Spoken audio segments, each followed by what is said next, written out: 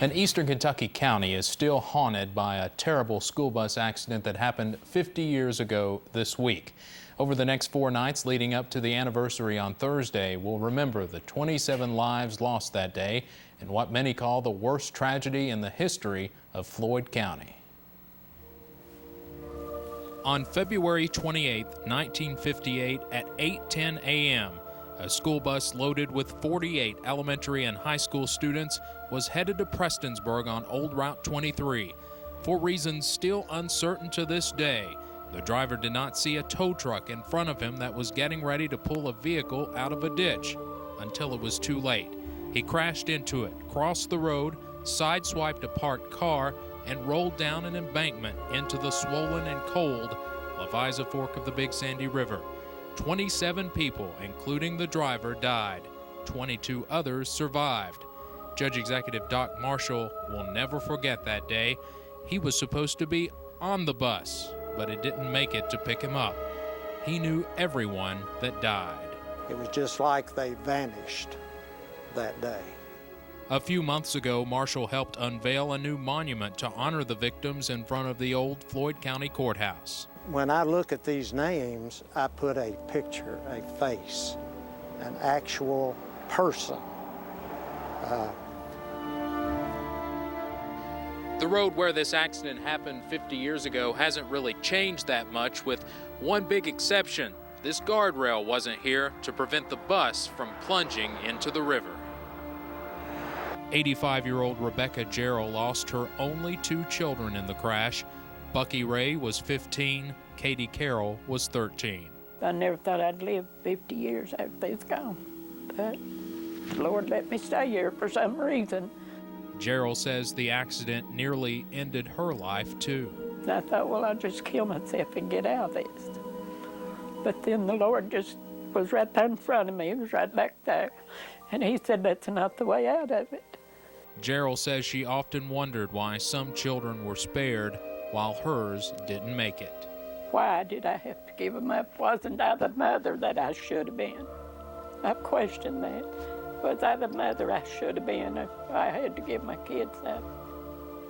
But I don't know. But one thing for sure, when I leave here, I can go be with them. The pain in Floyd County would continue. Many survivors still don't want to talk about the crash to this day. The bus was recovered from the river on March 2nd, several days after the accident. Many of the bodies were still inside, but others floated away. The last child wasn't found until May 10th, many weeks after the disaster. And her daughter she was one of the last ones was found. She was buried on her boy's birthday, 15th of April. Jarrell says it meant a lot to see the new memorial in Prestonsburg, and she still hopes to see a historical marker put up at the site of the crash before she dies. A memorial was also built years ago at the Jenny Wiley State Park. Tomorrow night, we'll talk to a woman who says a dream she had as a girl led to an obsession and later a book about the Floyd County bus crash. The Floyd County school bus crash in 1958 put the national spotlight on eastern Kentucky.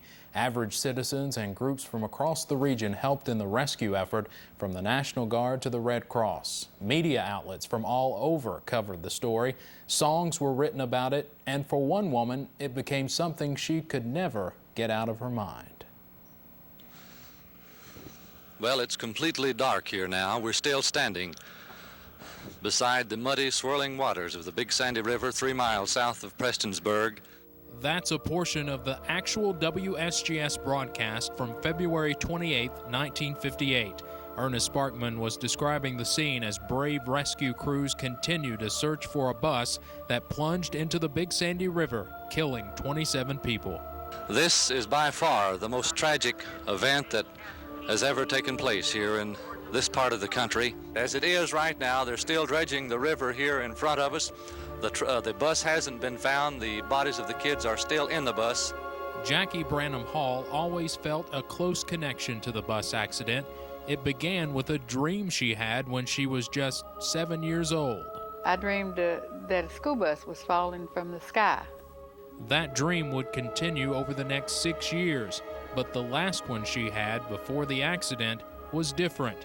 It was the only time the bus hit the ground. When the bus wrecked, it was like something hitting me between the eyes that morning. That dream just come right back, you know. It was weird. For decades, Hall kept adding things to a scrapbook about the accident, hoping one day someone could use the information to write a book. It turns out she was the one who ended up writing it. There's a lot of tears been shed over this, because as you study this, as you work with it, and you hear these stories, it just tears you apart. Hall's book was published in 2004. And whenever anyone picks that book up and reads their story and sees their pictures, they live again for a little while. It's a story that moved many people. At least 6 songs were written about it, including this one. The tragedy of bus 27 will be remembered throughout the years. But to the folks of Floyd County, this chapter is written in tears. Suffer, little children, to come unto me. From this mortal sinful world, God has set them free.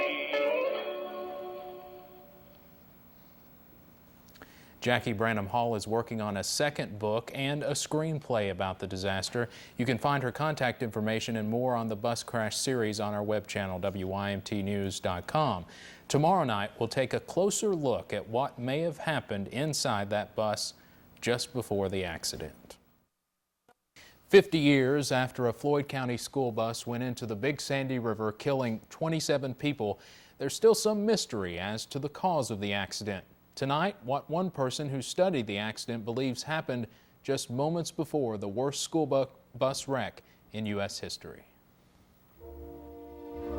Even though it's 50 years later, questions still remain about the crash of Floyd County bus number 27.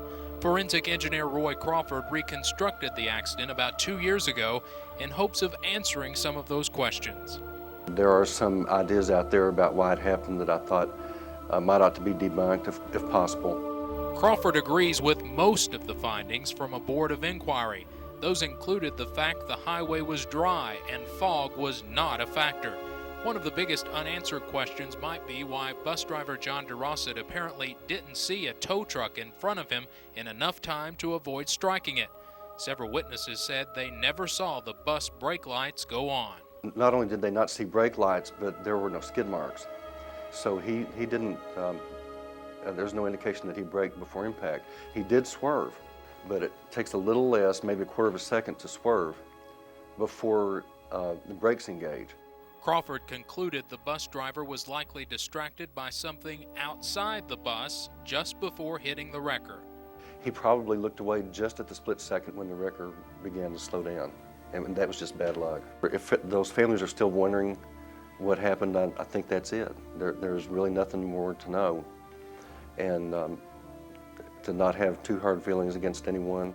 There was speculation DeRosset may have suffered a heart attack during the ordeal, but an autopsy said he drowned.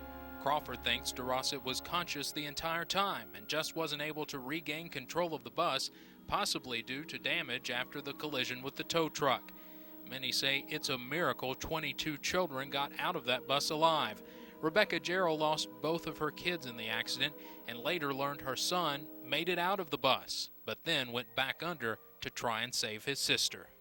He got off and hollered for her, and she didn't come. And he went back to see about her. He never come back. It's likely the mystery of the Floyd County bus crash will never be completely solved, but for those who lost classmates and loved ones, those answers still would not bring them back. You can find a copy of Roy Crawford's entire report on the bus crash and other web exclusives on the crash at WYMTnews.com. Tomorrow night, on the actual anniversary of the disaster, how something good was born out of a tragedy, the Floyd County Emergency and Rescue Squad. 50 years ago today, what many say is one of the worst events in eastern Kentucky's history happened on a windy road near Prestonsburg. This week we've been telling you about the 1958 school bus disaster that took the lives of 26 young students and the bus driver. Some positive things did come out of the tragedy. Bus safety standards improved and the Floyd County Emergency and Rescue Squad was created. The Floyd County Rescue Squad was formed 2 months after the bus disaster by 2 men involved in the long search for crash victims. We never forget why we're here, why we came, why we were created.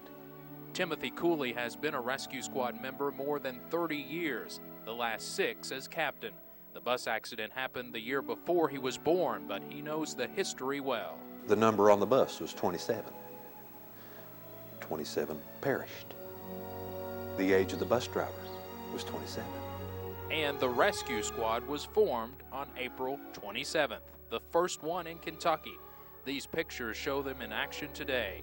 The squad is known as one of the best in the nation and relies on donations to continue serving the people of Floyd County when the worst happens.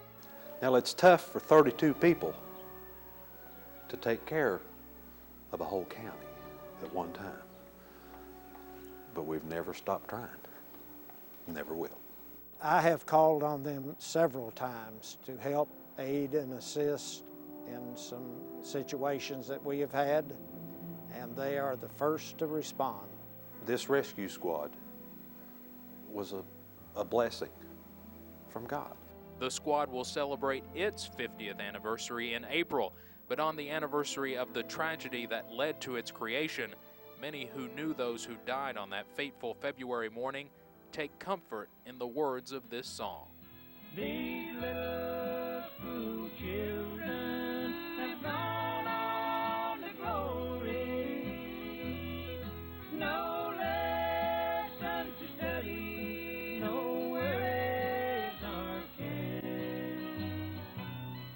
They're now rejoicing and walking with Jesus. They won't have to ride on a school bus of theirs. A special ceremony honoring the bus crash victims will be held Monday morning at 10 at the Mountain Arts Center in Prestonsburg. Everyone is invited to attend. You can see our entire series on the 1958 bus crash 50 years later by going to our web channel, WYMTnews.com. 50 years after the worst school bus accident in U.S. history happened in Floyd County, dozens gathered in Prestonsburg for a remembrance and memorial ceremony. Those who lost loved ones on February 28, 1958, say the pain will never end.